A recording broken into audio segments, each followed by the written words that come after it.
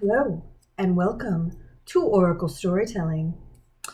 Hi, I'm Sarah of Sarah Wing Intuitive Arts.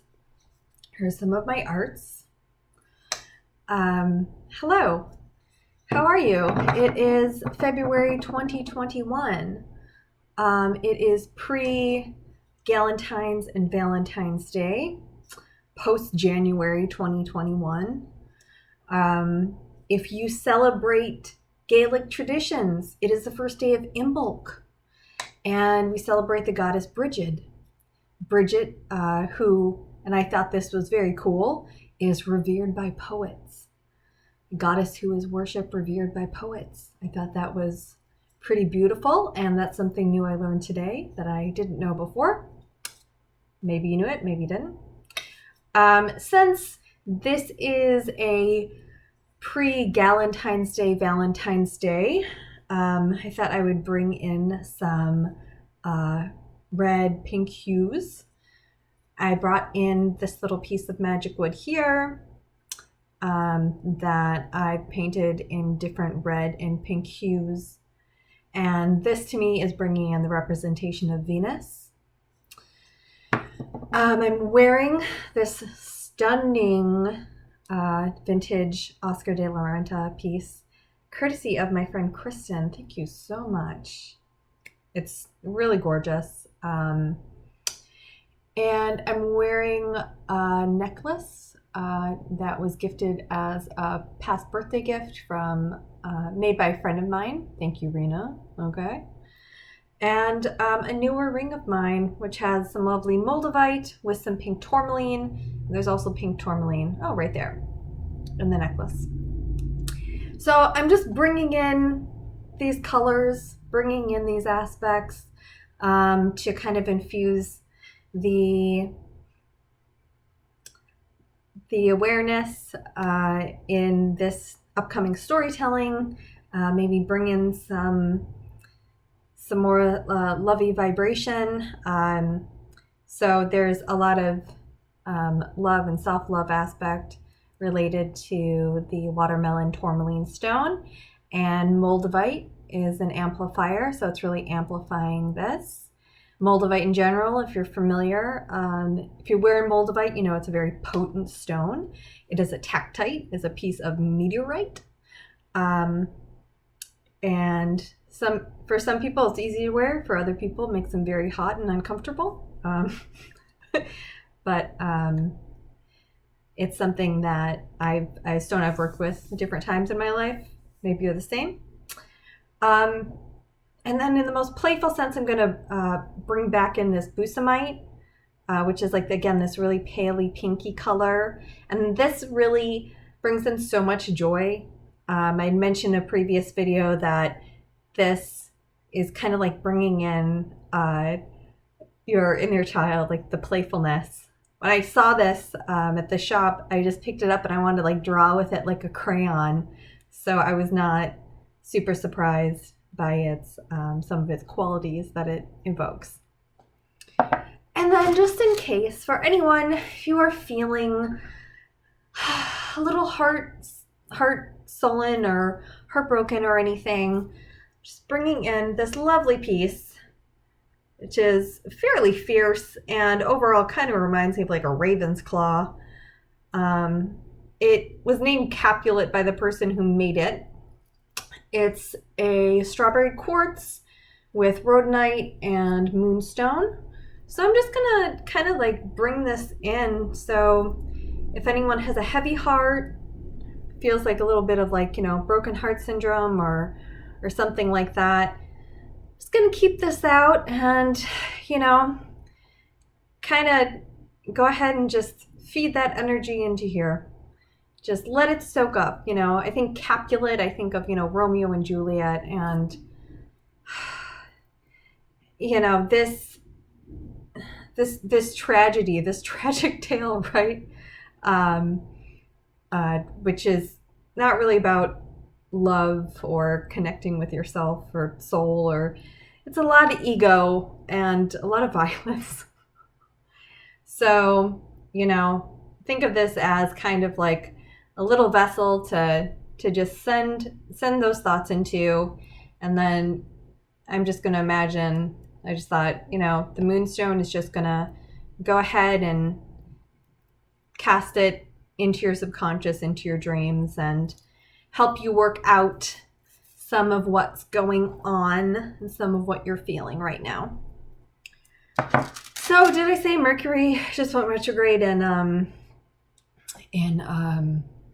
Aquarius 2 days ago?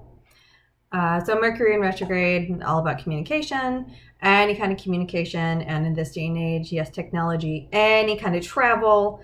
But in Aquarius really asks you to show yourself, be yourself, announce yourself, and announce your creativity. It is also a sign that does involve technology because Aquarius is about futuristic thinking. And that could just be looking at something in a new way it's never been looked at before. And if you scale that into, it doesn't even have to be to the masses, but in your own personal life, I just want to grab this little guy. It could be thinking about certain aspects of your life in ways that you haven't thought of them before. So what I'd love to do, just to fuel up a little self-love, just loving, lifting feeling, is before you choose a pile, and I'll put the timestamps below, to maybe even stop the video and think of an intention. And what do I mean by that? Well, we probably all have things that we want to do. I have things I want to do, I am moving yet again somewhere. Within the month I'll be somewhere new. This will be the last time I'm here. But so an intention, it's like, well, I want to move somewhere, and we can think of these very concrete concepts, I want to, person, place, thing. First, maybe generate that idea. What is that thing we want? And then go to the feeling that arises in you and just connect with that feeling, because that's really what we want to set our little antenna, our intention to, is the feeling. So if the thing or person or plate, whatever it is that you want to be at, connect with in some way, imagine that in your mind's eye and then feel that feeling and settle into that feeling and make that feeling a place you go back to, a place that is almost like a check-in point, because that's, build that desire for that feeling, and it will help as you head towards these people, places, and things. It's another it's another kind of intuition. Maybe you get to that person, place, or thing, and you're not really connecting to that feeling. Maybe you're connecting to something else, and it doesn't feel great. Okay, then it'll be that much easier to not connect a need to that specific person, place, or thing outcome. Does that make sense? So again, happy pre-Galentine's Day, celebration of female friendship, and Valentine's Day, celebration of all the loves. And so what I did today is I have 3 different piles. We're starting out the story with a tarot deck, which is Movie Tarot, which is a new deck, and it's kind of fun. I can show you like the box. You're like, oh, cute. I recognize some things, right? It's Movie Tarot. But we're gonna start out with that, and then we're gonna go to archetype cards, and the idea is to set the scene for this mini story that's going to come through the oracle decks. And just thought it'd be a little fun to use the Movie Tarot, because you can you might be able to conjure up and connect with certain aspects of the character in the movie,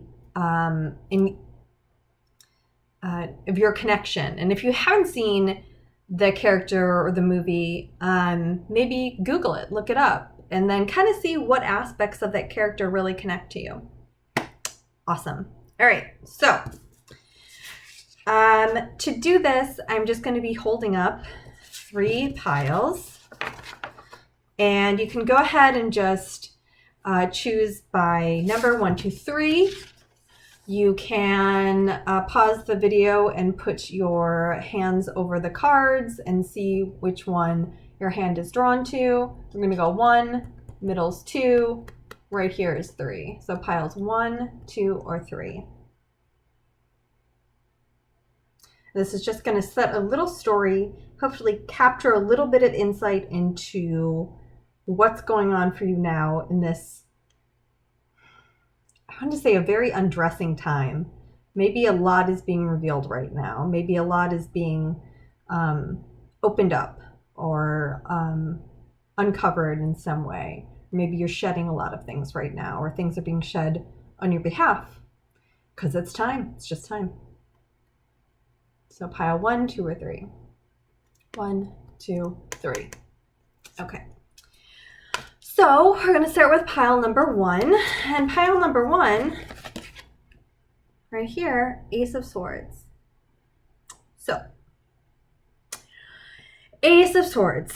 And for the archetype, I thought this was kind of fun, synchronistic pairing. We have the Knight. So this is where our story starts. This is the character and characteristics. So just looking at the two, you might think, look at how synchronicity, is lining them up. You just because of the sword, you might think of Knight. And it's interesting because I don't think I can even, there's no sword actually on the Knight card. But, so there's a lot of positive attributes, right, of this person. Perhaps it's you, right? So there's, you see, light attributes here: loyalty, romance and chivalry, a love of honor, right? So we have truth and courage, and power and triumph, and the ability to cut through to the heart of the matter, right? Okay. And that could mean that you are courageously heading into something with your mind in a good place. Swords are mental energy. So your mind is in, a good place, and your heart's in a good place, and you're cutting to the heart of the matter, to the truth of the matter, right? You're being courageous. You're, to a certain degree, being when the heart's involved. So you want to be a bit. The thing is, you want it to be a bit vulnerable here too. So a love of honor. And then a shadow side of this is when it's kind of blind obedience. So the shadow side is blind obedience. Just standing up for and being obedient to someone, to ideas or someone else's ideas, even though they may not really align with you. They may be harmful to you or others. And that can also be, so for the Ace of Swords here, there is an essence of, maybe something is new and you're heading towards it. Maybe it is something to do with love, right? Courage and love. And, really, being very chivalrous and in the most respectful manner. It could be, we're heading towards Valentine's Day, so courtship or something like that. But, this is bright and shiny and new. So the idea is to keep a clear mindset. Keep, mentally, keep yourself mentally grounded. Not letting yourself just run wild into danger just for or in the name of something, right? Nights, so in general, if this was true, nights are a little, and just because this is an ace too, so there's a less maturity than, say, knight versus king. King cards are a lot more mature. They're a lot more grounded in the energy of their suit. With this could even be, if this relates to something romantic, this could be, it's very new, ace, this could be very new. So the maturity is just the maturing of the relationship. So the newness of the relationship and the immaturity of the growth of it, right? So finding, trying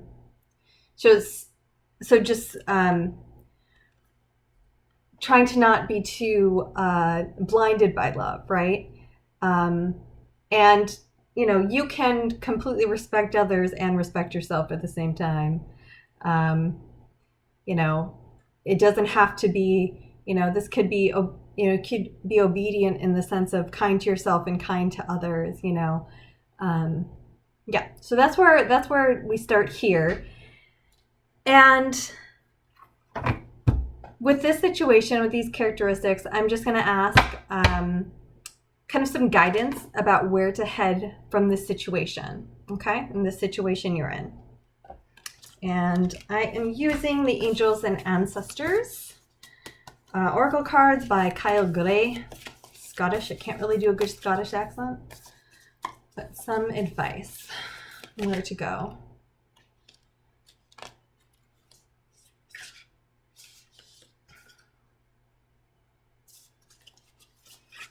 Okay, I'll shape this. All right, so it's Arrow, and it says surround yourself with protective energy. So going off the whole Knights and Hearts and possible Valentine's Day theme, I'm going to say protective as in staying true to yourself. And arrow, let's say Cupid's arrow. Let's just, in terms of like, if this is like, it could be, and this could be just really grounding in a deeper layer of self-love, or this could be with, again, like a new love.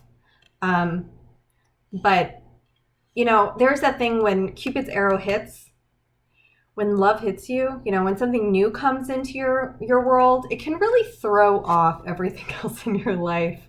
So I think that's another reason when it says to surround yourself with protective energy. So really being good to yourself, kind to yourself, protective in those ways, protective of your energy. To quote Matt Kahn, as I love doing, a couple that rests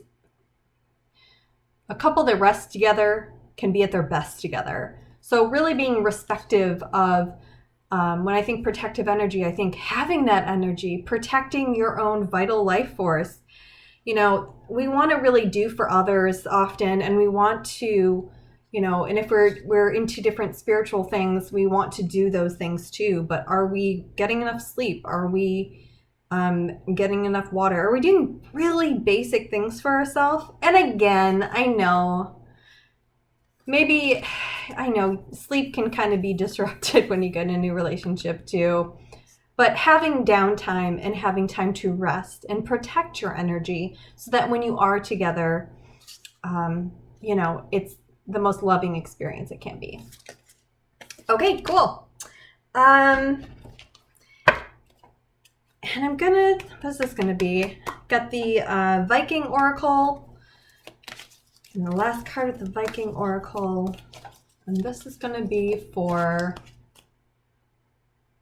gifts. Just came through, so I'm gonna say this is the gifts. It's the gifts.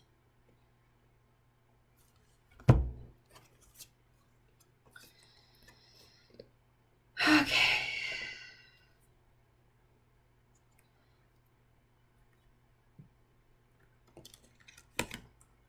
I might look these up a little bit. So we have Loki and we have Frigard. And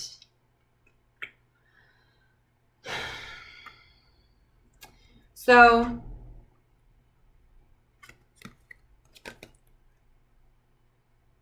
I want to kind of read the cards. I'm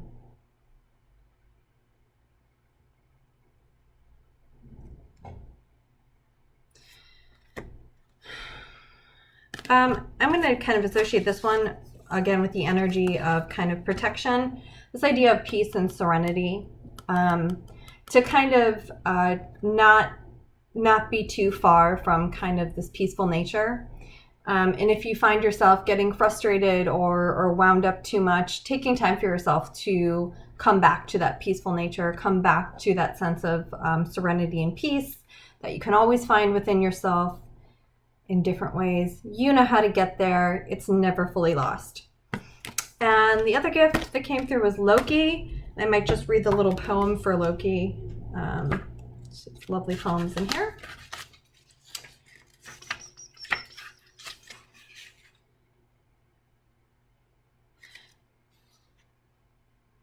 Oh, this is lovely. So this is about keeping a lighthearted approach, play and laughter.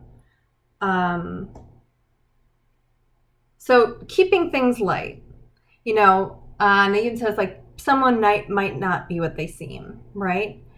And another way you can look at that, if that sounds too scary, is people are complex. They have layers and they show and reveal them to other people in the natural way that it just happens between people in any type of relationship. So the little poem for Loki says, fin, fur, scale, skin, flight, fight, song, sin are all available to me. Well, go girl. I shift my shape and your mind. I trick my way into your play. So, hey, we're almost Valentine's Day. It's not really trick or treat season. So, playfulness is great. Flirty play, laughter is fun.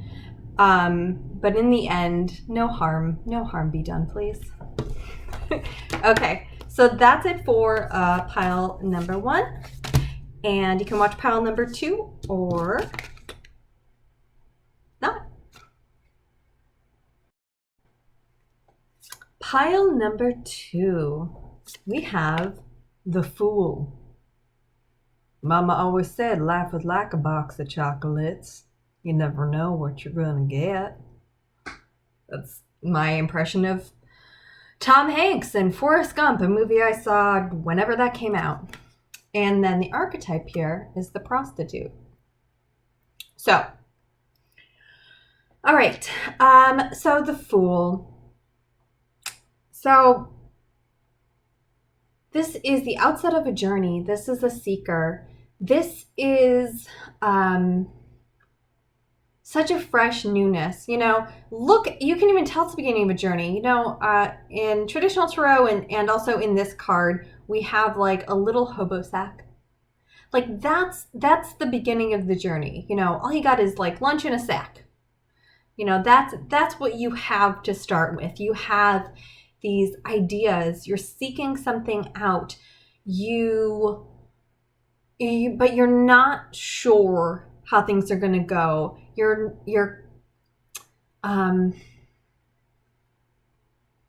You have like a sweet kind of confidence and optimism. The Fool is like very optimistic, it isn't arrogant, there's everything about it is new and light. You are seeking, and what are you seeking? And so prostitute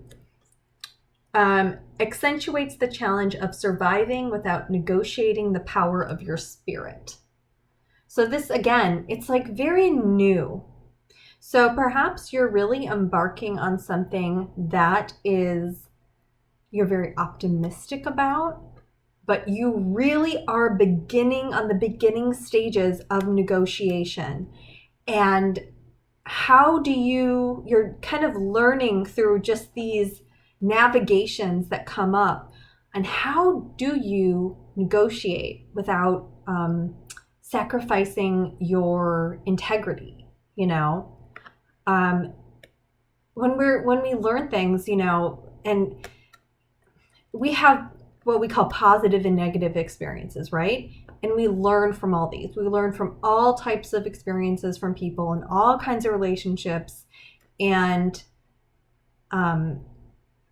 some of the worst things we go through, you know, maybe you're starting on a new path because you're really trying to redefine yourself in some way, redefine your self-esteem through new means in this new world or situation you're navigating.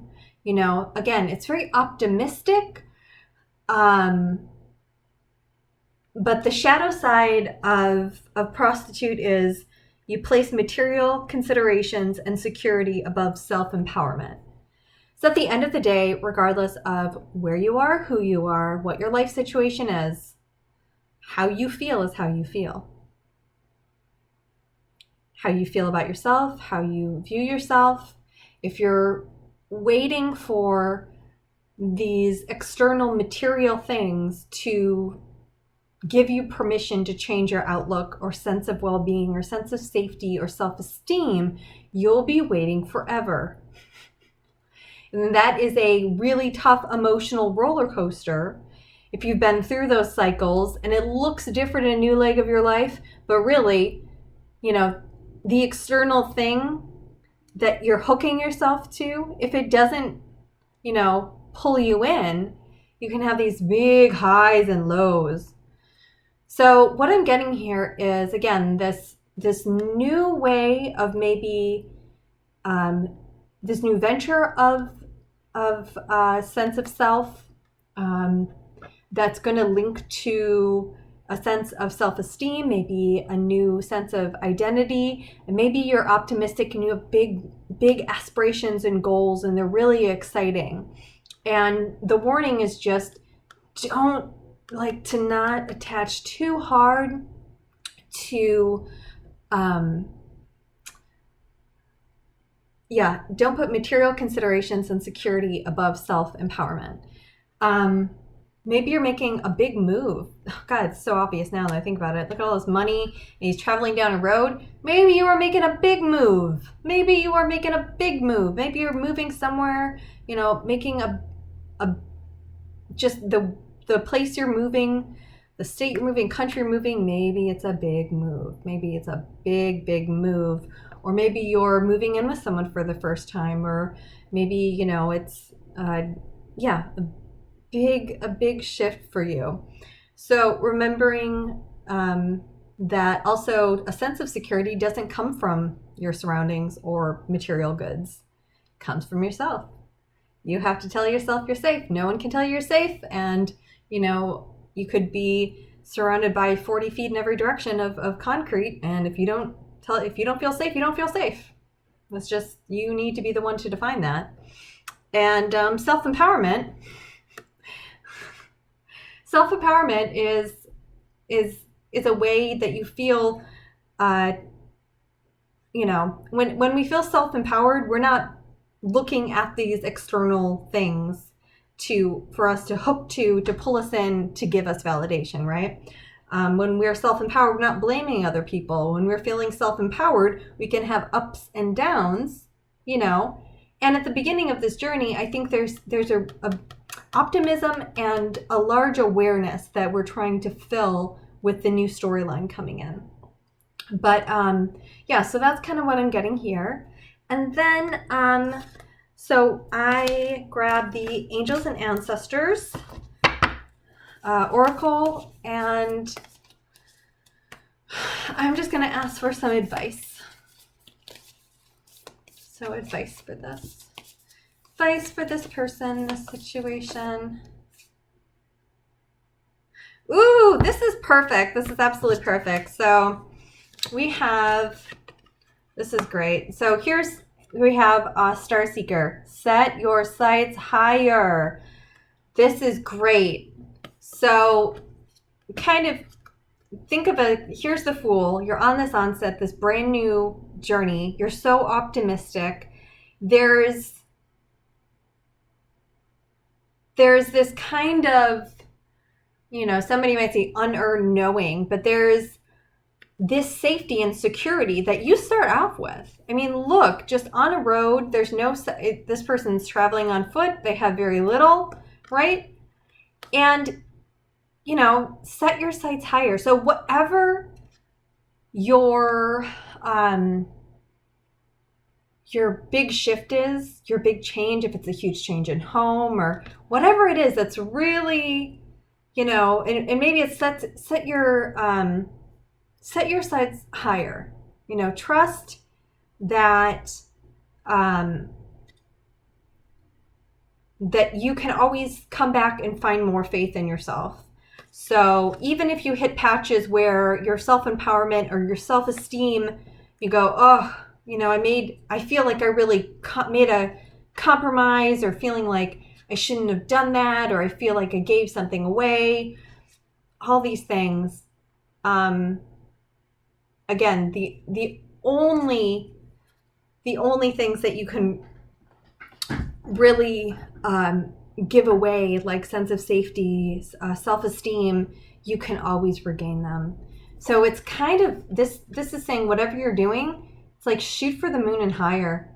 Like, yeah, you're excited about it. Give